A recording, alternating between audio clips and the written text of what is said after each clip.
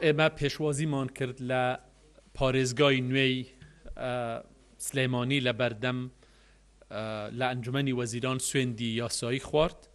ئێمە لێرەوە دیسان جارێکی تر دەمانەوێ پشتگیری خۆمان و دعمی خۆمان بۆ بەڕێزیان دووبارە بکەینەوە. هیوادارین موفق و سەرکەوتوو بێ بتوانێ خزمەتێکی باش بە پارێزگای سلێمانی و هاوڵاتیانی خۆمان لەو پارێزگایە بکات و تەمەنای سەرکەوتنی بۆ دەخوازین. وەزیری ناو خۆمان ڕاستپارت بوو بۆ ئامادەکردنی راپۆرتێک لەسەر دۆخی ئاوارەکانی کەرکووک و دووس. ئەمڕۆ راپۆرتەکەی پێشکەش بە ئەنجومەنی وەزیران کرد. ئێمە لێرەوە جارێکی تر داوا لە کۆمەڵگای نێودەوڵەتی دەکەین کە یارمەتی ئاوارەکان بدەن. داوا دەکەین لە هەموو ئەو منەظەماتەی ئینسانی و حقوقی ئینسان بەپەلە تحقیق بکەن لەو پێشێلکاریە یاسایی کە کراوە بە تایبەتی لە تووس.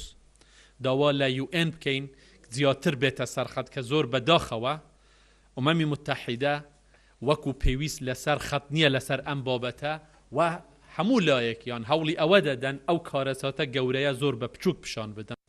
ئێمە تەکیدمان لەسەر ئەوە کردەوە کە دەمانەوێ کێشەکانی بینی بەغدا و هەولێر لە چوارچێوەی دەستوردا چارەسەر بکرێ و پابەندبوونی خۆشمان بە دیالۆگێک کە بتوانێت ئێمە بگەینێت بە حەلێک لە هەموو ڕۆیەکەوە لەگەڵ بەغدا پابەندبوونی خۆمان بەوە دووبارە کردەوە و هەروەها احترامی خۆشمان بۆ بڕیارەکانی دادگای فدرالی عێراق لەوێ لەگەڵ جەنابی سەرۆک باس کرد و لەگەڵ کۆمەڵێک مەسائلی تریش. طبعاً بە سوپاسەوە زۆر بە لوتفەوە گوێی لێگرتین و تەکیدی لەسەر ئەوە کردەوە کە ئەو ئامادەیە بۆ ئەوەی هەرچیە کە بتوانێ بیکات بۆ حەلی کێشەکانی بینی بەغدا و هەولێر لە چوارچێوەی دەستوری عێراق و یەکێتی خاکی عێراق. سوپاسی فراکسیۆنەکانی کوردستانی دەکەین لە بەغدا کە لەسەر مەسەلەی بودجە ئەو پێشێلکاریە یاسایانەی کە بە حەقیق لە ناو یاسای بودجەدا هەیە کە دوورە لە دەستور و دەستورینین هەمویان بە یەک دەنگ و بە کۆی دەنگ بەیانێکیان دەرکرد و ئەم یەک ڕیزیە